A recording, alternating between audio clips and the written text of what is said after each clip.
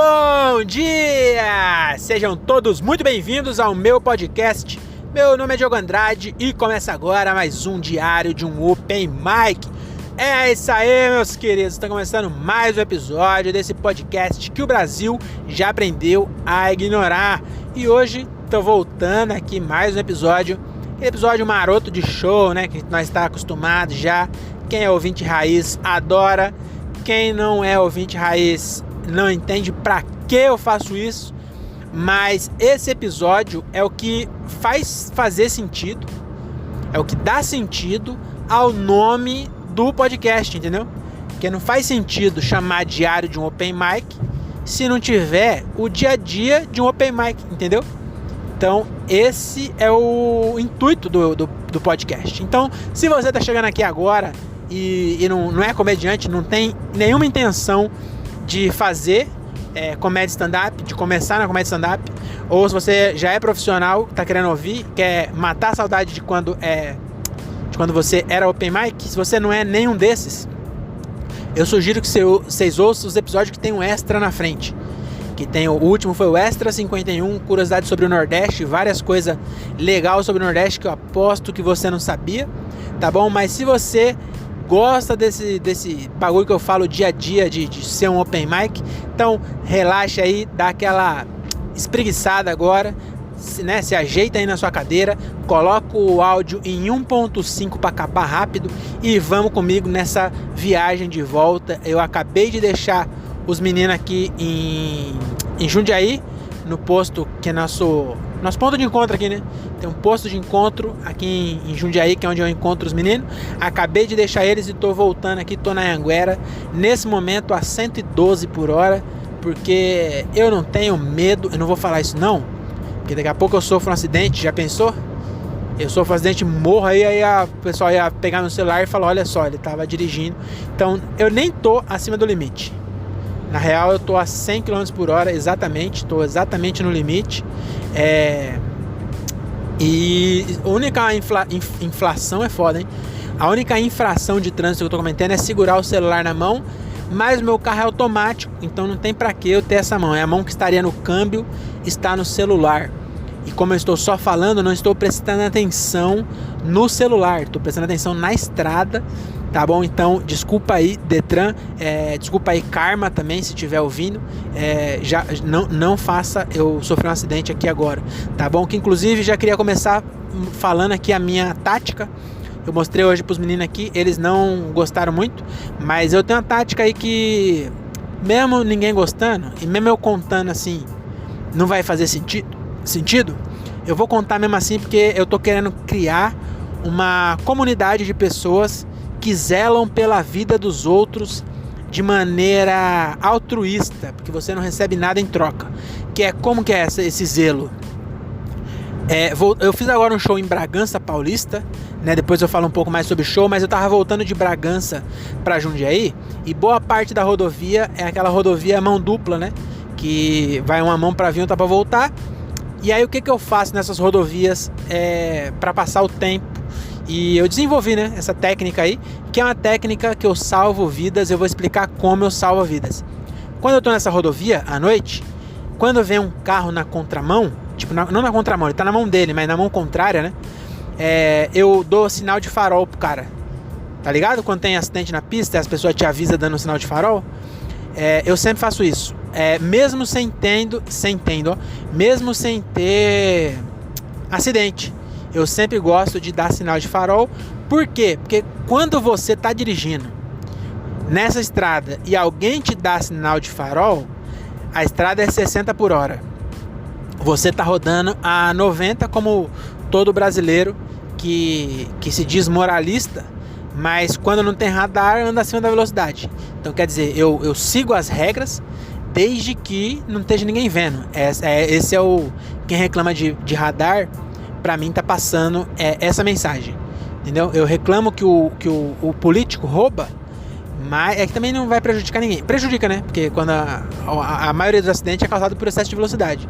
E aí quando você causa um acidente, machuca alguém, você tá prejudicando alguém, às vezes você até mata alguém, porque você não quer cumprir uma regra básica, que é andar na velocidade que a estrada que a gente combinou. entendeu? A gente, todo mundo se juntou e falou, vamos criar um órgão que vai zelar pelas estradas e ele vai definir regras de segurança para que as pessoas não morram. Então, uma das regras é a quanto você pode andar nessa estrada. E aí, quando você não tem radar, você anda acima. Então, você tá falando assim, nós combinamos que é 60, mas eu vou andar 80, desde que ninguém veja. E aí, se tiver alguém vendo, eu tomo uma multa e eu xingo ainda. Entendeu? O que a gente faz? É como se fosse nós xingar o radar é igual um político ou um ladrão que é preso e xinga a polícia e fala assim, não sei pra que tem polícia pra ficar me prendendo aqui. É a mesma coisa, tá bom? Então, eu até me perdi nesse assunto aqui, eu abro uns parênteses, muito aleatório, do nada assim, vem uns fluxos de pensamento e eu embarco nesse fluxo, meu amigo, e vou nele até quando não precisa mais. Vocês perceberam, né? O que eu tava falando é do quê? Do meu eu tô salvando vida. Eu entrei nessa aqui, mas agora eu vou voltar pro minha tática de salvar vida, que é o quê? Você tá andando a 90 por hora numa via que é 60 por hora, que não tem radar. Quando alguém dá sinal de farol pra você, automaticamente você diminui a velocidade. Por quê? Porque você não sabe se na próxima curva vai ter um caminhão batido e você vai ter que frear bruscamente. Então frear a 90 por hora é difícil. Então o que você faz? Você automático, pelo menos nos 100, 500 metros, de 100 a 500 metros que antecede, que na verdade que procede, que vem depois, tá bom? Que vem depois do farol, você vai no limite. Que é porque se tiver algum acidente, você já está alerta, entendeu? Ainda que você não reduza a velocidade, é fato que quando alguém te dá um sinal de farol, você fica alerta, porque você não sabe se é polícia na estrada, você não sabe o que aconteceu, se a estrada está fechada, então você fica alerta. E é nessa que eu salvo vidas, porque nesse pequeno instante que a pessoa fica mais alerta e diminui a velocidade e fica alerta, pode acontecer alguma coisa na pista e essa pessoa ia sofrer um acidente. Você não sabe, não tem como você saber. Então, às vezes a pessoa ia sofrer um acidente, graças ao meu sinal de farol, a pessoa não sofreu. E ela depois vai pensar assim, ela nem vai pensar, porque ela não vai saber que ela quase sofreu. A não ser que, mais pra frente, vai vendo. Eu tô fazendo aqui um exercício de imaginação. Imagina, essa pessoa passou por mim, dei sinal de farol, ela reduziu para 60, tava 90. 100 metros para frente, ou 500 metros para frente, ela vê o quê? Um cavalo terminando de atravessar a rua. E esse cavalo, ele tava atravessando a rua e ele tá terminando de atravessar. E graças ao meu sinal de farol, essa pessoa tava devagar e atenta. Então, o cavalo, você fala assim, um cavalo à noite, você só vê quando ele tá a 30 metros de você, que é o alcance do seu farol. A 30 metros, a 90 por hora, se alguém é professor de física, faz essa conta aí. Mas eu acho que não dá pra frear. Eu acho não, eu tenho quase certeza. Então você poderia ter morrido e matado um cavalo. Ou dado PT no seu carro e matado um cavalo. E não deu, graças ao quê? Ao meu sinal de farol. Então quero criar uma grande corrente agora. Toda vez que estiver numa estrada, quando tiver rodovia, não faz sentido você ficar dando sinal de farol, né? Mas quando você estiver na estrada de mão dupla, sempre dê sinal de farol. Então vamos agora começar realmente o episódio. Estou voltando no meu show número 116, eu acho. Não sei, sempre confie no que está escrito, porque na hora de postar eu vejo qual é o show. Então nunca confie no que eu falo aqui, porque eu realmente não lembro. Eu gosto de anotar todos, porque quando eu tiver meu milésimo show, eu imagino, tô profetizando aqui, porque eu já falei no meu episódio aí de curiosidade, que agora eu tenho certeza que eu vou ser comediante. Eu não tenho mais dúvida. Eu tinha um pouco de dúvida, que é o sabotador do crítico. Todo mundo tem alguns sabotadores, né? Eu tô lendo um episódio, tô lendo um livro que chama Inteligência Positiva, e eu quero até indicar para vocês, se você é open mic principalmente, eu sugiro que você leia. Porque a gente tem alguns críticos, alguns sabotadores na nossa mente, que eles assumem papel de ser seu amigo, e isso é pior de tudo. Entendeu? Você se cobra demasiadamente em alguma... Tem várias coisas, né? Aí um deles é o crítico, o outro é o ocupado. Então tem vários tipos de sabotador, né? O crítico é o principal deles. Você tem cada pessoa tem outro sabotador, além do crítico, que é o segundo mais forte. Eu acho que o meu primeiro é o crítico e o segundo é o... Deixa eu ver, é que esse é o crítico. Eu até descobri qual que é, mas eu esqueci. Enfim, e aí tem um sabotador que fica duvidando de você, tá ligado? Ele não tem fé. Ele acha assim, eu tô fazendo aqui... Mano, você acabou de fazer um show que se arregaçou. E aí você fala assim, não sei se ainda... não sei se eu consigo fazer isso. Tipo, até quando eu consigo fazer, entendeu? Porque você pensa, porra, a piada X eu escrevi em 2018. Tá ligado? Por mais que você esteja sempre criando coisa nova, você fala assim, porra, minha piada mais forte eu criei em 2018, será que eu vou conseguir viver sem criar piada forte depois de tanto tempo? Mas na verdade você criou, só que... entendeu? Você entendeu, né? E eu tinha essa aí, mas agora não, mano, eu tenho certeza que eu vou ser comediante ainda. Então escreve aí. Eu não tenho pressa exatamente. Também é um sabotador essa, eu não sei qual é. Mas esse bagulho tipo de eu não tenho pressa é arrumar desculpa pra você postergar, tá ligado?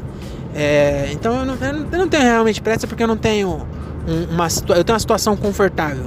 Mas isso me atrapalha um pouco. Mas eu vou trabalhar o máximo pra o mais rápido possível eu conseguir migrar pra virar comediante mesmo. E aí é o que eu tava querendo dizer. Do meu show, né? Que eu tava falando. Nossa, que viagem, né? Mas enfim, vamos comigo aí, você não tá fazendo nada mesmo.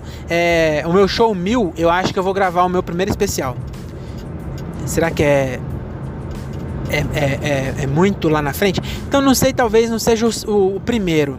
Mas eu vou marcar todos os meus shows. E aí o show 1000 vai ser especial e eu vou gravar. Então pode ser que não seja o primeiro especial, porque talvez, se tudo der certo, eu conseguir... Se bem que eu não sei, mano, se eu vou ficar bom o suficiente e confiante o suficiente e vou ter maturidade o suficiente para escrever um solo antes dos 1000 shows. Mas eu acho que sim, mano. Se eu faço 100 por ano, é muito show pra mim. Eu faço, na verdade, 50 shows por ano, com uma média boa de 1 por semana. Mas se eu quero viver disso, eu tenho que fazer mais, né? Tenho que fazer uns 3, 4 por semana. Aí 3, 4 por semana em 365 dias, em 55 semanas, né? Fica mais fácil. São 150, daria mais ou menos uns 7 anos. Então não vai ser o primeiro não, espero que não. Então eu acho que o meu segundo especial, talvez, vai ser o show 1000. E aí vai ser um bagulho marcante, porque o meu show 100 foi bem da hora. Eu fiz foi da hora pra mim também, né? Então eu fiz eu não cheguei eu até gravei, acho que eu postei. Eu fiz uma gracinha lá, né? Comemorando o meu show 100.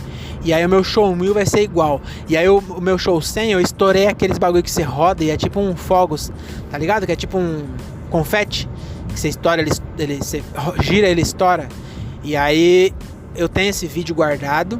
E quando eu fizer o show 1000, vai vendo. Se você tá ouvindo aqui agora, você tá daqui a uns 10 anos, sei lá, 1000 shows, eu fiz... vai demorar 7 anos. 8 anos, vai. 7 anos, vamos colocar uma meta boa aí. Então daqui 7 anos eu vou gravar o meu segundo ou terceiro especial. E aí, nesse especial, eu vou botar... Quando eu postar na Netflix, eu vou postar o vídeo, tá ligado? No começo ou no final. Eu vou falar sobre a minha trajetória e tal, o meu show 100, alguma coisa assim. E aí no final eu vou falar, porra, aí no meu show 100 eu fiz um bagulho que o que eu tinha de estrutura, né? O que eu tinha naquela época foi pagar 20 conto num bagulho daquele e eu estourei num bar pra 50 pessoas em Rio Claro. Tinha mais de 50 aquele dia. Foi um puta showzão, mano. Meu show 100. Modéstia à parte. Não só por mim, né?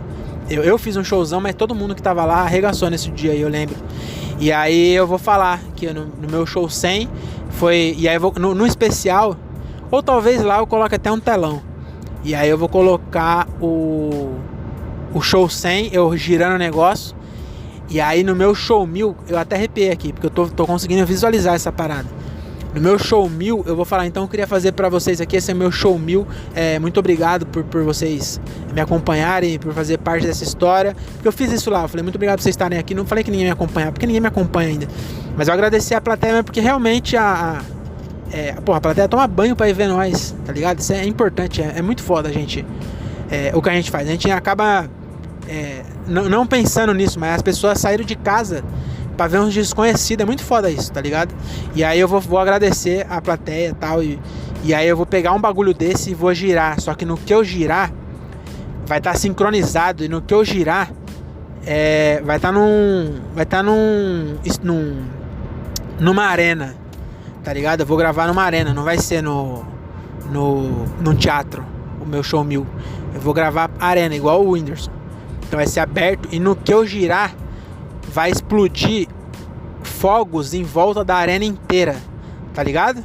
E aí nessa hora vai cortar e tipo, a galera vai estar gritando e tal, e vai mostrar uma cena de drone do lado de fora. E aí mostrando as luzes do estádio e o bagulho estourando, tá ligado? Junto com o meu negócio. Vai ser como se o meu negocinho tivesse desencadeado aquilo. Você entendeu? E vai ser foda isso, hein? Então não parem de... Não parem mesmo. Não parem de ouvir esse podcast. Porque quando chegar no episódio 1000, eu vou postar isso aí. Vai estar no meu podcast o áudio desse momento. Beleza? Vou postar o áudio do... Mesmo que tá na Netflix, eu vou negociar, porque meu podcast vai estar grande também. Aí eu vou negociar e falar assim...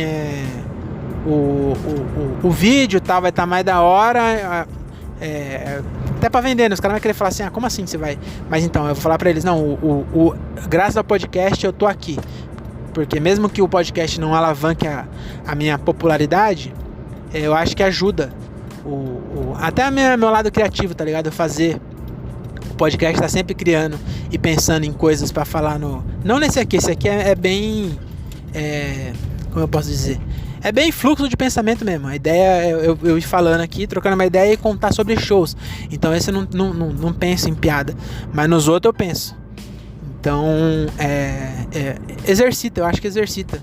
Até porque é uma parada diferente de... o roteiro que eu escrevo pro podcast... É um negócio diferente do show, né? E é até mais parecido com um programa mesmo, tá ligado? Então, pode estar me ajudando aí, quem sabe se depois eu viro um roteirista aí, alguma coisa assim. Enfim, é isso. Mas agora vamos falar do show, né? Depois de 40 minutos de áudio.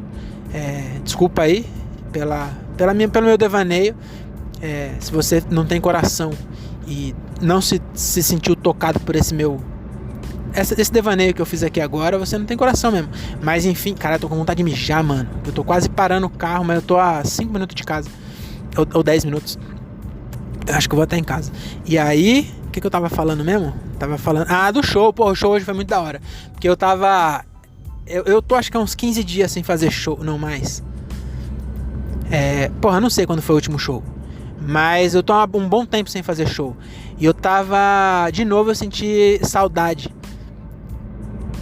Desde que eu percebi que eu vou ser comediante mesmo, foi meio depois da pandemia. O primeiro show que eu fiz depois desse segundo pause, segunda pausa que deu por causa da pandemia, eu tô nessa, tipo, virou uma chave, tá ligado? Que eu percebi que eu posso fazer isso. Eu acho que foi, inclusive, talvez ficar mais tempo no palco, não sei.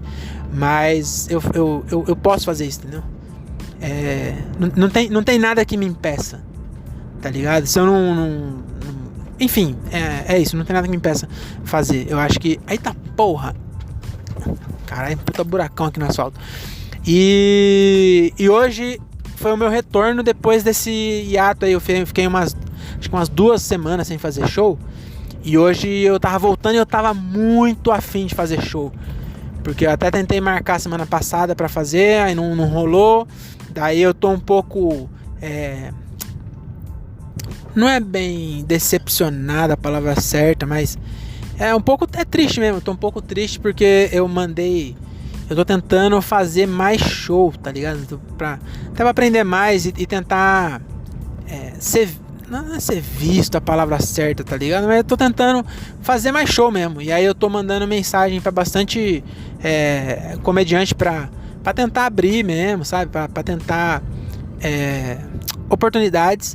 E eu tô recebendo, não é nem que eu tô recebendo não. Eu tô sendo ignorado. E não é que ignorado, mano. Entendeu? Eu não tô querendo dizer que a culpa é do cara. Ninguém tem culpa. Eu entendo um cara... eu não sei se quando eu tiver 1 milhão de mensagens no direct, eu vou conseguir ler, tá ligado? E responder um cara que eu nem conheço, que tá pedindo oportunidade, tá ligado? Se um dia... Eu não vou ser produtor, mas eu entendo o produtor também. Imagina o tanto de gente que pede. Então, quando eu mando mensagem pra produtora que vai vir fazer show perto da minha cidade, pedindo pra fazer... Porque aí eu acho que é o seguinte, o produtor... ele não tem essa visão e também não tem porquê ele se arriscar, tá ligado?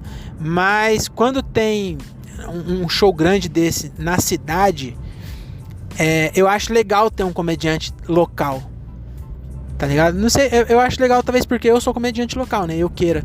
Mas eu acho que é legal porque o comediante local, eu tenho muita piada, não muita, mas tenho bastante piada que ia funcionar, que funciona em outro lugar, porque eu dou a referência, mas...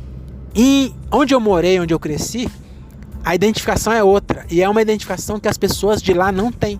Porque quando você ouve... quando você está acostumado a assistir stand-up no YouTube, ou mesmo show do solo dos caras, os caras não é do lugar. Então, quando o Ventura vai fazer show no Tabuão, ele deve fazer umas piadas sobre... só quem é do Tabuão saberia. E deve entrar muito forte. E, tipo, as pessoas se sentem representadas, entendeu? E aí, eu moro em Cajamar agora e morava em Morato. E não tem nenhum comediante de lá. E nenhum outro artista. Então, a pessoa acha que é legal, sabe?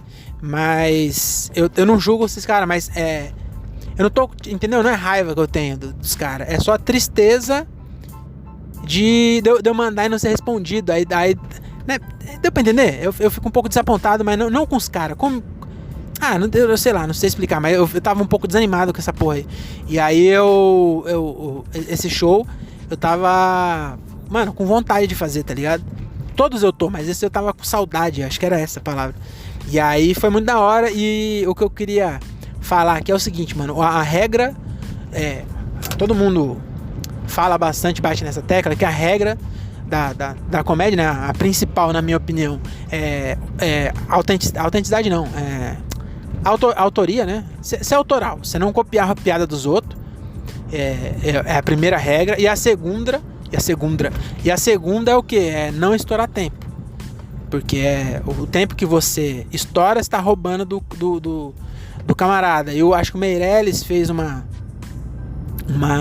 citação, né? Não sei se foi ele que criou essa analogia ou se ele citou alguém, mas eu ouvi o Meirelles falando isso, que a plateia é como se fosse uma laranja. E aí, se você... Como assim? A plateia... Eu vou explicar melhor. A plateia é uma laranja e as risadas são o suco da laranja. Então, é limitado. Limitado, não é ilimitado. É limitado. Então, por isso que a maioria dos shows não dura mais de 1h10. Porque o suco acaba, que é as risadas. Então, quando você estoura tempo, você está roubando o suco do seu amigo. Quando você rouba tempo, você está roubando o tempo dele. E não só isso, não é que ele não vai, tipo, todo mundo tem 10 minutos, você faz 15, não é que seu amigo vai fazer 5, ele vai fazer 10. Só que no final, entendeu? No final das contas, você roubou suco da laranja, não foi só o tempo. E mesmo que fosse o tempo, também é ruim, não deve estourar tempo. Só que acontece, eu ultimamente, eu tenho sido sempre o último, por causa do violão, né?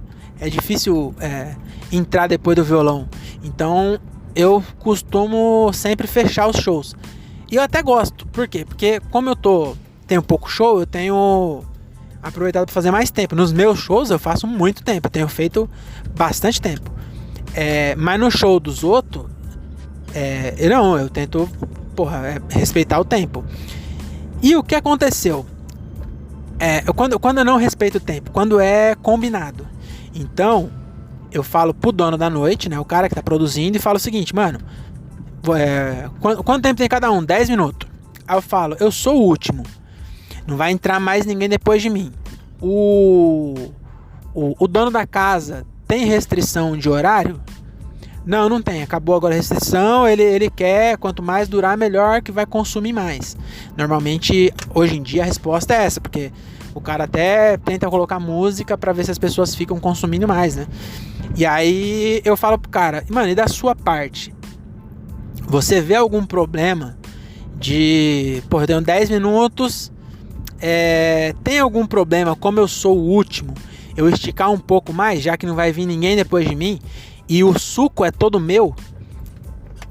E aí eu deixo claro, mano, e eu tenho Semancol.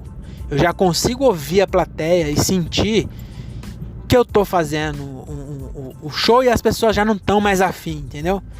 Então eu falo, mano, se a galera tiver afim ainda, tem problema eu passar, eu costumo combinar isso. E aí eu acho que o combinado não sai caro. Porque estourar tempo é você fazer mais do que foi combinado. Se o cara... Eu combinei com o produtor. Eu gosto até de falar isso antes de chegar no show, tá ligado? Então se eu falo com o cara e o cara fala, melhor não. Porque eu também tenho um lado que é o seguinte. É difícil pro cara que tá produzindo e me chamou, ele negar, entendeu? Mas eu também vejo que não tem por que negar, a menos que tenha um motivo. Então eu gosto até de falar antes, porque no WhatsApp é mais fácil do cara negar. E aí o cara às vezes fala assim, não, já tem muita gente, não sei o que. Eu falo, beleza, então. E aí o que aconteceu hoje, lá no show de Bragança? Eu ainda teve mais um agravante. Eu fui testar coisa nova. E eu não sabia exatamente quanto tempo daria a coisa nova. Então eu fui e fiz a coisa nova e ainda dei umas interaçãozinhas e tal. E aí o que eu achei que ia ter 5 minutos acabou extravagando um pouco. E aí, pra ajudar ainda, eu esqueci de apertar o cronômetro do relógio. Porque eu controlo. Às vezes se eu tiver, tá chegando em 10 e eu tinha 10, já era. Eu não faço, eu corto no meio. O que aconteceu hoje? Eu tava me divertindo lá. Eu tava fazendo texto novo e dá um tesão fazer texto novo. Por mais que ele não entre, tenha que arrumar e tudo, dá um tesão quando você faz. Porque você tá se desafiando como artista mesmo, né? E é muito legal fazer isso. Então eu gosto. E aí eu tava testando. E aí eu fiz o texto novo. Depois eu entrei no garantido, vamos dizer assim, né? E aí em determinado momento eu cliquei eu fui olhar meu relógio pra saber quanto tempo. Será que não foi? Opa, não tá apertando aí? Ah! E será que a bateria? Pode ser. Nossa, a luz tá forte ainda. Não apitou não. Não, deixa eu ver outro. Não tá nem fechando. Depois trazer pra dar uma olhada. Valeu. Tchau, tchau. Boa noite. Meu controle parou de abrir a porta da garagem de casa. E aí, o que eu tava falando? O que eu tava falando mesmo? Quase que eu me perdi aqui com o porteiro. O seguinte. E aí eu esqueci, lembrei. E aí, na minha cabeça, eu tava nos 10 minutos. Eu falei, deixa eu dar uma olhada aqui pra ver se eu consigo fazer mais um pouco, né? Porque eu queria fazer mais, porque tava gostoso e tal. Aí no que eu olhei, mano, eu tava com 17 minutos. E aí até depois liguei não, né? Mandei mensagem pro produtor lá, que também é comediante, o Jorge, gente boa pra caralho. Mandei mensagem pra ele me desculpando e falando que pode me chamar nas próximas, que eu prometo cumprir o horário. Então, Jorge, se estiver ouvindo aí, pode deixar que no próximo eu prometo me policiar e vou sair antes. Tá bom? Então acho que é isso. Esse é o episódio de hoje. Já cheguei em casa. Até uma próxima e tchau.